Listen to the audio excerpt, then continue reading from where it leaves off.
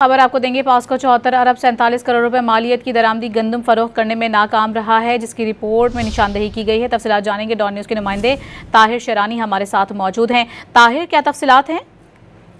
Ji, auditor general of Pakistan की audit report 2024-25 में ये निशानदेही की गई है कि पास्को 74 अरब 47 करोड़ रुपए मालियत की दरामदी गंदम फरोख्त नहीं कर सकी। और इसकी वजह यह है कि जब पास्को ने खुद मुआयना किया तो इस गंदम में खान, सुसरी और खतरा का गंदम पाउडर पाया गया, जिसके बायस ये इस्तेमाल की काबिल न रही और पास्को की जानिब से 6,77,000 मीट्रिक टन गंदम जो दरामद शुदा थी वो फरोख्त नहीं कर सकी है। रिपोर्ट में कहा गया है कि कमजोर ऑपरेशनल कंट्रोल के बायस पास्को ने बगैर जरूरत के दरामद शुदा गंदम खरीदी। सिर्फ और सिर्फ जरूरत के मुताबिक दरामद शुदा गंदम खरीदनी और पॉलिसी के मुताबिक फरोख्त करनी चाहिए थी, लेकिन अब पास्को ने जरूरत से ज्यादा गंदम खरीदी, जिसकी वजह से वो फरोख्त नहीं कर सकी। रिपोर्ट के मुताबिक ये मामला जनवरी 2025 को पास्को को रिपोर्ट किया गया, लेकिन कोई जवाब मौसूल नहीं हुआ।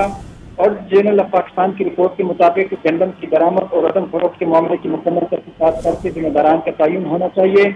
और जनरल ऑफ पाकिस्तान की रिपोर्ट के मुताबिक माली साल 2023-24 के दौरान ये मुशाहिदा किया गया कि पास्को ने 2022-23 में 12,58,000 और 2023-24 में TCP के जरिए 3,75,000 मीट्रिक टन दरामदी गंदम खरीदी। इन 2 सालों के दौरान कुल 16,33,000 मीट्रिक टन दरामद शुदा गंदम में से 9,56,000 मीट्रिक टन गंदम फरोख्त की गई और बाकी जो 6,77,000 मीट्रिक टन गंदम है जिसकी मालियत 74 अरब 47 करोड़ रुपए बनती है वो फरोख्त नहीं की जा सकी। बहुत शुक्रिया ताहिर, तफसीली तौर पर आगाह करने के लिए।